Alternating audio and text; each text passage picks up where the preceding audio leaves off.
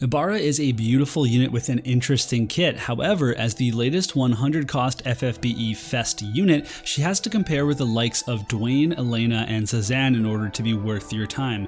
I think Ibara is the strongest magic damage dealer in the game to date, but does that mean that I think you should pull for her?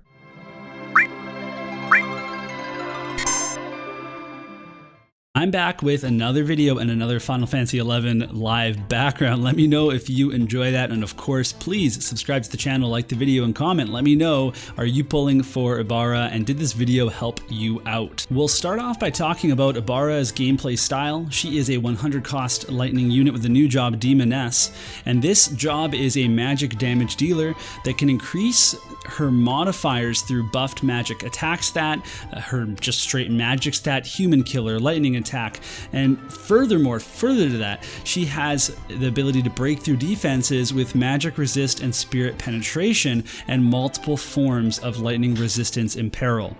So if we pair that with her Izayoi skill, which can raise from a 200 times to a 260 times modifier if your opponent has their attack or magic broken, she can deal a pretty serious amount of damage. Now, Ibara also doesn't have any casting times, but Demoness is a half starting AP job, like Red Mage and Rune Knight and all those other jobs. So AP generation is going to be very, very important for her. Ibara's hairpin is her TMR. It's an accessory with HP, magic, and accuracy. The active ability has one use, and it increases magic by 100% and move by 1 for 1 turn. So this is great for live PvP or any sort of map where you could set her up to do this, to just drop an absolute bomb on a unit that you're targeting, maybe in guild battle, maybe it's an arena, I don't know. But it looks like all magic-based jobs can use this, so I think it's going to be really fun for a lot of different magic-based jobs to be able to get that huge boost to their damage ability and also the movement to be able to use that one turn wisely. Next up is stats, and we have 493 magic. It's good for 19th in the game. She does have ways to raise this, but the magic stat is not the best indicator of where she's at damage-wise, because yes, we have people that have huge magic stats way higher than this one, but she's actually pretty close to all the damage dealers that we see in the meta, and ones that are going to be coming, because she has so many other ways to raise her modifier. So don't get stuck on 493 magic. It's not really that important. Her agility at 61 is tied for 66 though, and that's not very high. It's definitely one of the lower agilities we've seen printed on a unit since this influx of all like 63 and 66, all these higher agilities. She does have some things that she can do to raise it, which we'll talk about, but really that is a lower stat on her board. And then we have HP at 24th, and it's good. It's especially good for a mage class. This is higher than Helena. It's higher than other units that you're going to see in the same kind of area as her. And then her AP is low, but she has 30% acquired AP up on her mastery ability, and we'll talk about that as well. When we're talking about going to level 120 instead of just level 115, I think that this is a unit that you just have to do that. The 414 HP could be pretty significant. The magic isn't a huge deal, but I think that her job level 25 skill is a big deal. Lightning Shroud is a powerful AoE. It's going to have a height range of 2 as well, and that is very valuable in itself. The fact that it's an AoE that can reach 2 spaces up compared to a lot of other units that can't do that, that's something that's worth putting in the extra shards and blossoms for. Ibara is very interesting in terms of survivability because she has some good stuff. Like, she has 4 innate spirit and defense, she has 10 AoE resistance on her master ability, and then she has the paladin subjob. So this means you have Saintly Wall, which is your 50% physical barrier, and then Sentinel is a huge buff for 1 turn, and Saintly Healing, which is actually useful on her, and then she has Paladin's Guard for that counter as well, and her passives can give her access to more defense and spirit if she needs. However, you put those on at the cost of losing some offensive capabilities. Now, her Demoness counter is Magic Reflex, which of course is very, very powerful, and then she has good resistances across the board except for strike and slash. So 15 pierce, 10 missile, 20 magic resistances are all good starting points. If you wanted to put some time into building her to be tankier, I'm sure that you could build someone that can survive 1 or 2 hits, and that would be pretty important because she does need to get close to be able to use some of her best skills. However, She is very weak to slash. She has -5% to slash, and that is something that we see a lot of, and there's certainly a lot of earth slashing units, so that would be a cause for concern for me. Ibara should be capable of a pretty serious amount of damage, and I'll just kind of break down the reasons why. So she gets 37 lightning attack, she has 45% human killer, and then 35 magic attack, and that's coupled with her 40% spirit and magic resist penetration, and then the different lightning imperils that she has, not just on her LB, but also on a very large AoE with a good range. Again, a height 2 range on a massive AoE that has a lightning imperil, and both those lightning imperils are before damage. So not only is she going to be able to just be dealing huge damage herself, she's also going to enable your other lightning units to deal lots of damage. So if you are a lightning heavy account, she's very appealing in that way. Now we're going to talk about some fun facts. Ibara is a demon, not a human, and that means that human killer is not going to work on her. That kind of goes into the survivability aspect there, is that if a lot of people are building man killer, then that's actually not going to help them kill her.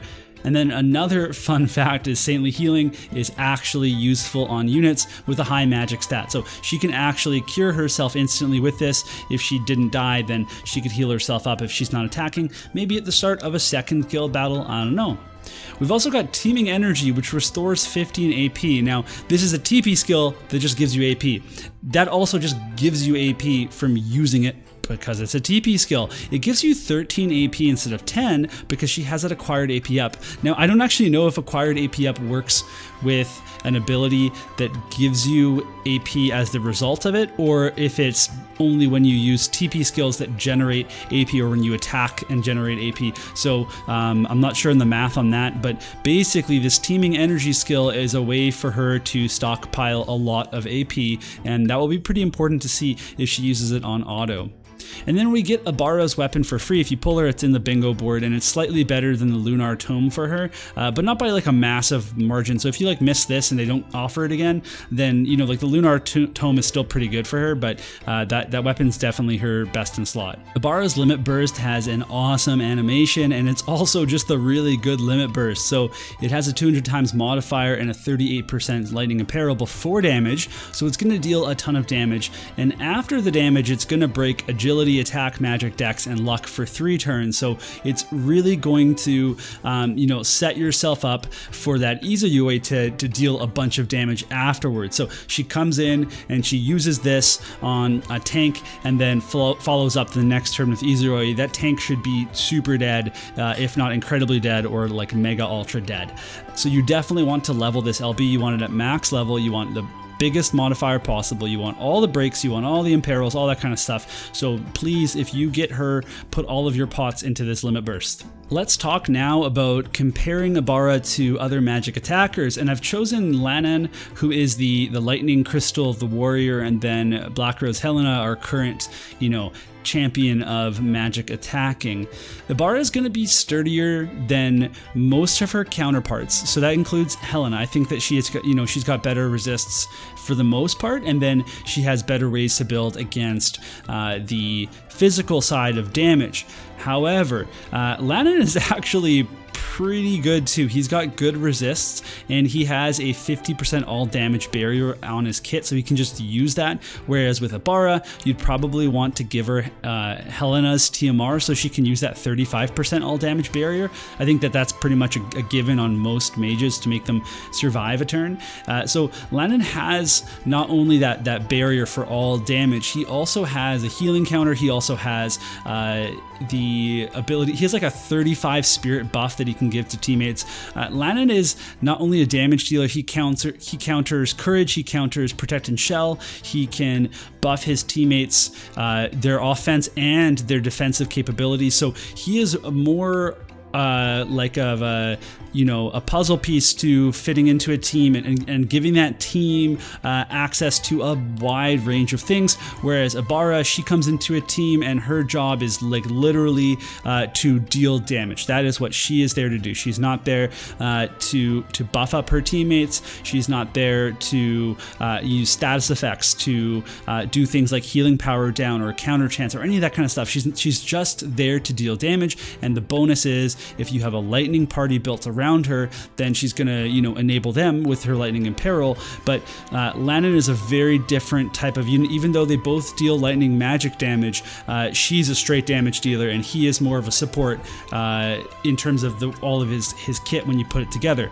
Now, when you look at that, you can say, well, Ibara is going to be stronger than Lanan is, but he might have better survivability purely because of that 50% barrier he can just equip. And then if we're talking magic damage specifically, or magic scaling damage, he has better spirit that he can buff up. But she's going to deal more damage than him. She's going to survive physical damage really well. She's going to do that better than Helena. I think she's going to be stronger than Helena too. So you can see the stats here if you want to do any comparisons of your own. At this point of the video, we're going to talk pros and cons for Ibara, and we'll start with the pros.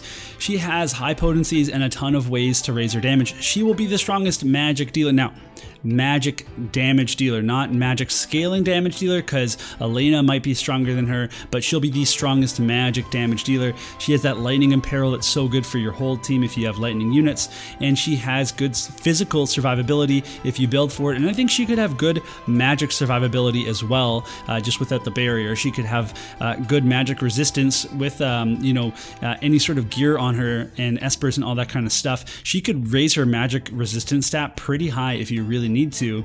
She also doesn't have any cast times, and she has great height range on multiple skills. Now, good height range is overall a better thing to have. I would take that, you know, 9 times out of 10. However, it means you can access your opponents more easily. That means that you have less turns where you have to hang out and cast TP skills. And Ibara really wants to cast some of her TP skills. One, she wants to get that magic attack up and the magic resistance penetration, and she wants to get some AP saved up. And if she doesn't save up any AP, she's going to run out of it really, really quickly. So with her, if you want to give her any sort of refresh, and you know, she might not have that much time to cast any TP skills if the map is really short. So be very careful with how you use her and build her with the different TP skills. Because of that height range on a short map with like lots of heights, she's going to be able to attack quicker than other units might be able to. Now, as for her cons, you know, she can't break magic barriers. So while she could deal a ton of damage to magic tanks, just because of her penetrations of both types, and then just the incredible modifiers, if they have a barrier up, that's still going to be something like a 50% magic damage reduction, and they will survive that. So that's kind of an issue for me. AP is also a concern, as is agility. However, her VC is going to address that. And then she is going to be hard to build and tweak, because like I said, there are so many different directions. You can go pure offense, you can go magic resistance, you can go your physical resistance, and you can also try to you know, to build her like half in this way and that way, whatever it is. And it's just going to be figuring out those TP skills. There's going to be a lot of things that you have to do to get her to work. So is she a plug and play? I don't know. Maybe damage wise, sure, but in terms of, like, you know, truly matching each meta and map, then I think she's going to be a lot of work. And then evasion is going to be difficult for her. She doesn't have a 100% hit. She does have a 30% you know, chance to hit increase on her whatever that soul blade sub is, and again, that's another damage type slash, right? Like that's good to have, but I still think that evasion is going to be really difficult for her. She doesn't have you know, high accuracy or any accuracy buffs on any of her skills like other units do. So definitely that would be a concern, especially because, you know, you might be running into a lot of earth evade, or even just other slash evasion teams that she's weak to slash and she's going to be weak to evasion. So definitely a big concern for me there. We also need to quickly talk about Ibara's VC. I think it is pretty good, especially for her. It gives 3 agility, which is something she needs, so that's notable. And then the bestowed ability, 20 spirit penetration, 5 more human killer. It's going to make Ibara all the more potent. It helps you out with her passives, not having to equip that spirit penetration passive, or maybe you still want it, but it helps a little bit there. And then the 30% acquired AP up and the 20% magic, again, It's a big buff for Ibara, and that will put her up to 60% acquired AP up. That could be the difference between her casting like another spell, maybe a third spell in a row or something, a big spell, and that's a big deal. The party ability, 20 AoE resist, again, very important for her. She already has 10 from her master ability. You put that together, that's 30.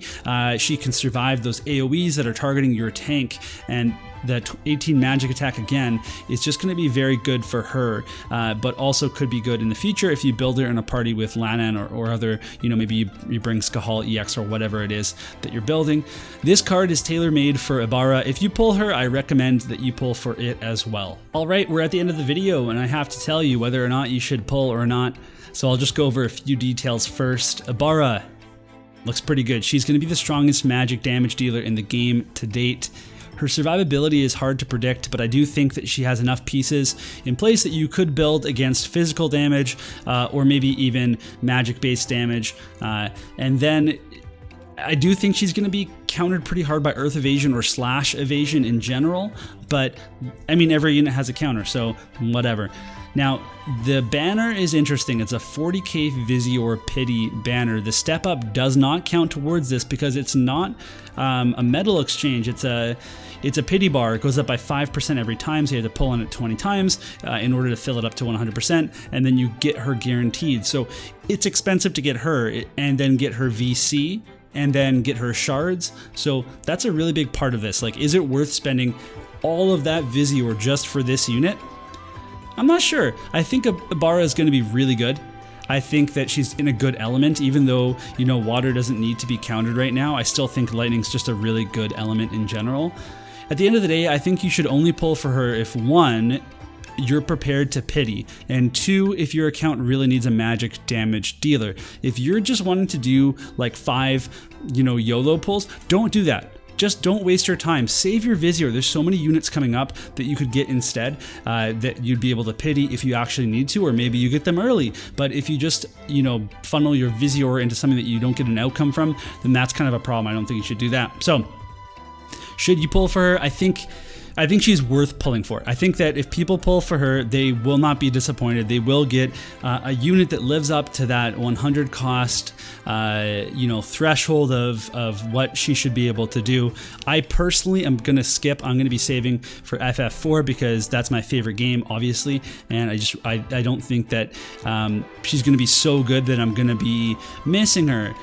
Like I kind of miss that I didn't pull for Elena, but that's another story. So we're gonna wrap up this video. All right, so that's gonna be it. Thank you so much for watching, and I hope the video was useful for you. If it was, make sure that you comment down below and let me know your own thoughts, and then otherwise join us on the Discord. The link for that is in the description, and we can talk about War of the Visions or FFBE or any other game that you want to talk about. So I mean, that's pretty cool. That's a neat little Discord you can join. Wow, awesome. And we'll see you all in the next video.